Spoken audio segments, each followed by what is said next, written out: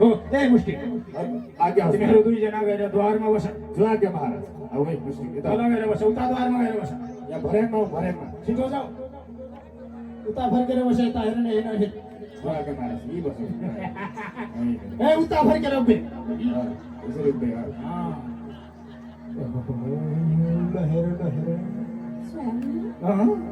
हजुरले बोलाइबसेको छ हेर्नुहोस् न हामी त हतार हतारमा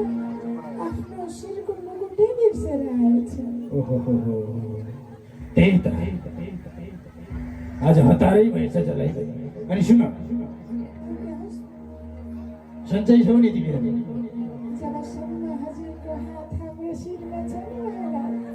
तबसम्म हामीलाई केही पनि हुँदैन वाह अनि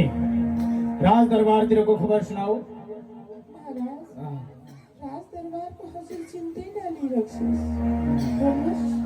हाम्रा सेवक सेविकाहरूले राम्रोसँग हेरविचार गर्नेछन् परन्तु महाराज म हजुरलाई एउटा प्रश्न सोधौँ एउटा प्रश्न दुईजना छौ दुईवटा सोध न के को एउटा स्वामी आज हजुरले यो मथुरामा के निमित्त यसरी तामझाम गरेर लगाइरहनु भएको छ महाराज तिमीहरूलाई याद छैन होला त्यो मेरो भान्जे भनौ धोकाले कलौटे कृष्ण आउँदैछ आज कृष्ण आउँदैछ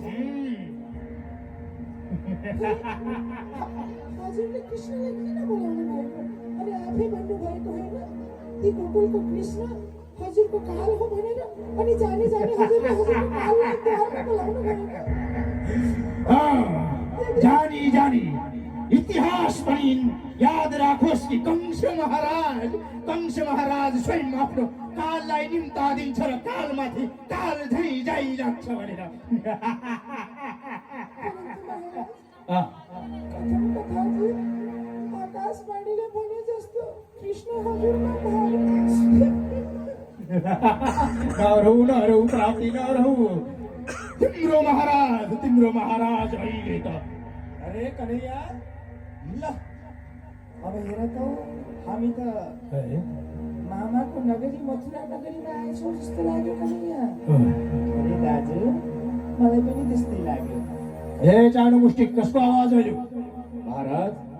जसको भए पनि हजुर निश्चिन्त रहनुहोस् महाराज हजुरको अनुमति बिना यो द्वारबाट एउटा घुसुना समेत भित्र प्रवेश गर्न दिँदैनौँ महाराज याद रहोस् हजुर निश्चिन्त भएर आराम गरिबक्सोस् अनि अस्ति प्राप्ति के हुँदै थियो स्वामी हजुर थाप्नु भएको होला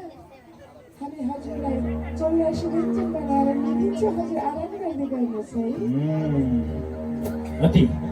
अति दिव्य कुरा गर्यौ जाऊ मलाई पनि भोक लाग्ने समय भइसकेको छ जाऊ तिमीहरू मेरो लागि व्यञ्जनको तयारी गर्दै